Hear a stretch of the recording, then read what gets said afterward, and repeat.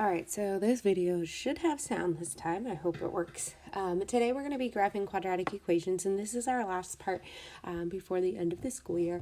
So when we're graphing quadratic equations, we need to remember that they are no longer linear. They are not making straight lines. So I drew some examples of straight lines there. We're working with quadratic, which means that there is a degree of 2, or x squared is the largest exponent in the equation. What that means is it creates a parabola or a U-shaped graph. You can face it upward that you see there, or it can face downward. Both are quadratic equations. The first one that faces up means that the a value or the number in front of x squared is positive, whereas the one that faces down means that it's negative something x squared. When we talk about the vertex, that's either the lowest or highest point of the parabola. It's the point in which the graph changes directions. So if it's facing up, it's the minimum value. That's as low as it can possibly go before returning upwards. And when we talk about the minimum and maximum, we're talking about the y value only.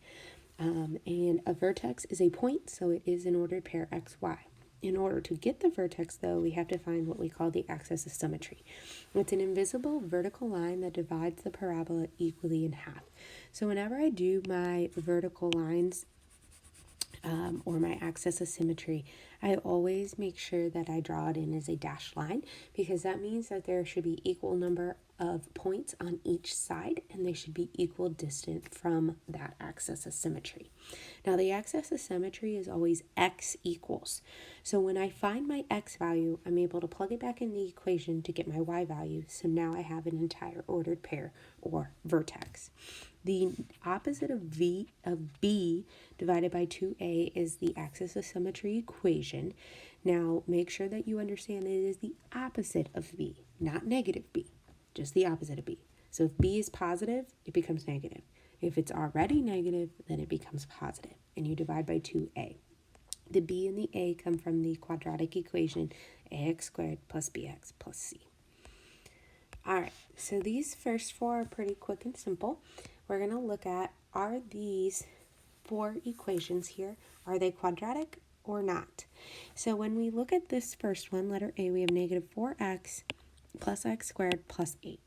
So this one is a quadratic equation, and the reason is because the highest degree is x squared, so it does work. When we look at x, letter B, we have f of x, which just means function of x, so that does not change whether it is or is not a function, or a quadratic function. What it does is that it says cubed. And if it's cubed, that means that the degree is 3, not 2, so that is not a quadratic equation. It is actually cubic. Letter C here, looking at it, it doesn't look like it's quadratic. We only have x to the first. But if we do distribute our x to both terms, we get 5x minus 2x squared. So x squared is the highest exponent, so the degree is 2. So yes, it is a quadratic equation. And this is actually, for letter D, it is the exact quadratic equation, ax squared plus bx plus c. So of course this is a quadratic equation because of that. Alright, so when we're graphing quadratic equations, we first need to make a table, and then we can make our graph. So from there, we have 5 values that we need to pick. We cannot always pick the exact same 5 values because our axis of symmetry is not the y-axis. So since our axis of symmetry is not the y-axis, we have to remember that we need to find values on either side of the axis of symmetry. So if the axis of symmetry is at 5, we would pick values 2 away from 5, which would be 4 and 3, and then 6 and 7. Or if the axis of symmetry was at negative 3, then we would pick values to the left of that being negative 4 and negative 5, and to the right of that being negative 2 and negative 1. When we are doing the axis of symmetry, we always need to find that first. So to find our axis of symmetry, remember we use the formula x equals opposite of b over 2a. Okay, so here's my a value, ax squared plus bx plus c. So a in this case is 1, and my b value is currently positive 2, so the opposite of that is negative 2. So when I get this, I get negative 2 over positive 2, which reduces to negative 1. So that means for my axis of symmetry, like I said, I draw in this dashed vertical line, and negative 1 is the starting part of my vertex. So that is my x value for my vertex. To find the y part of my vertex, all I need to do is plug in my negative 1 in for my x values in my equation. So it says x squared, so I have negative 1 squared, plus 2 times negative 1 plus 3. All right. Now, it is very important if you are using a calculator that you do put parentheses around the negative 1 squared. Because if you write negative 1 squared in your calculator, no parentheses, it's going to come out as negative 1. Okay? So you have to have the parentheses. So negative 1 squared we know is 1. 2 times negative 1 is negative 2. And then we have our 3. So 1 plus negative 2 is negative 1. Plus 3 gives us 2. So now our vertex is at negative 1, positive 2. So this is our vertex right here that I graphed in green. Now I'm going to pick two values to the left of it. So that, and I'm talking about two values to the left of the x on my vertex. So that will be negative 2 and negative 3. And I'm pick two values to the right, 0 and positive 1.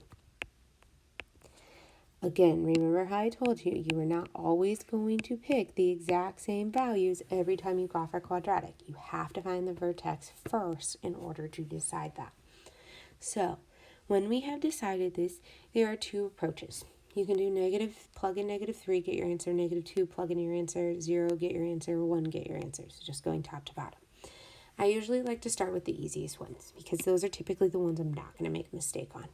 So it is much easier to work with the values of 0 and positive 1 than it is to work with negative 2 and negative 3. So if I plug in 0 into my equation, I would get 0 plus 0 plus 3, which gives me 3. Okay, so I have 0, and then I go up 3, and my ordered pair is right here. Okay. Now I'm going to plug in 1. 1 squared is 1, plus 2 times 1 is 2, so I have 3 now.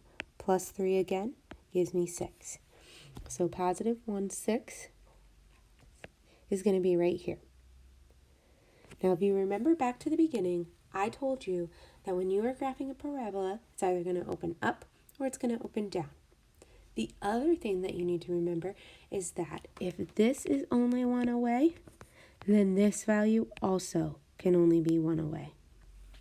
If this value is 2 away, then this value is also 2 away. If it is a true parabola.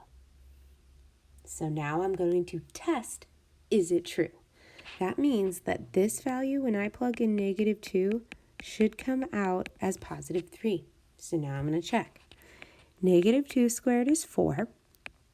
Plus 2 times negative 2, so that's negative 4. So 4 plus negative 4 is 0, plus 3 gives me 3.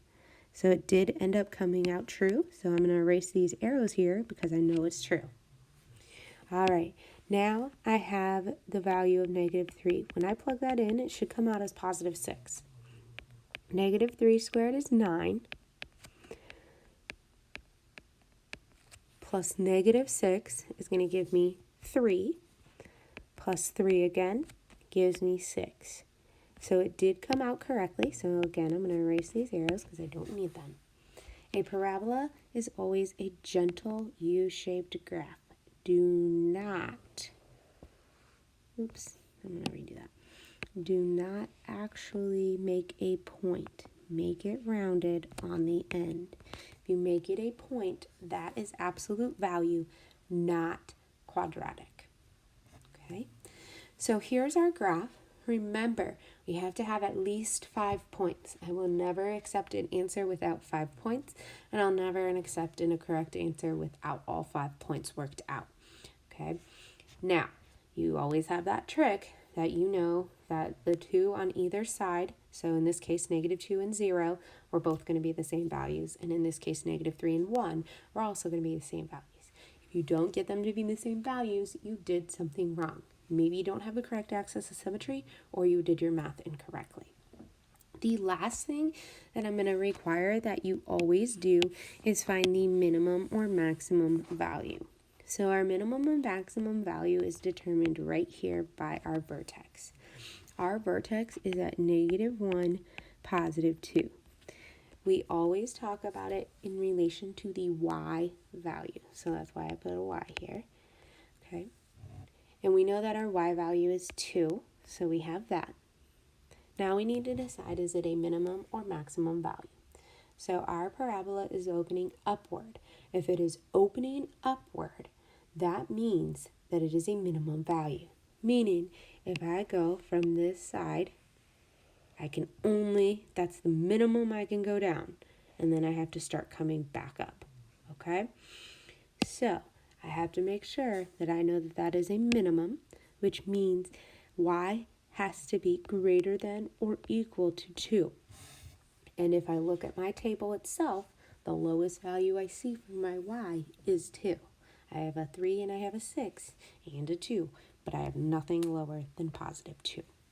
Okay, so this is a minimum.